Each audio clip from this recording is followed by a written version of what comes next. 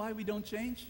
It's because we have not found a powerful emotional why. If you have a big why in your life, a big emotional reason, you can change anything. Believe me. Let's apply this to our topic for the day. Money. Let's say, can you imagine this? You're earning 10,000 pesos a month. Let's just imagine. Can you imagine that? Okay, you're earning 10,000 pesos a month. One day you discover your daughter is sick. You bring your daughter to the doctor, and the doctor says, after all the tests, your daughter is going to die unless she takes this one medicine worth 50,000 pesos a month. Can I ask you one question? Can I?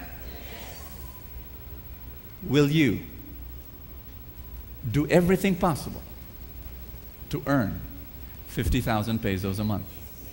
You better believe it. You're going to cross all rivers. You're going to climb all mountains. You will do anything and everything. Why? Because you have a big, what?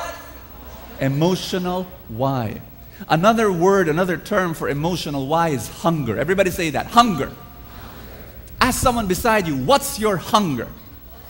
If you don't have a hunger behind your goal, behind your dream, it won't work.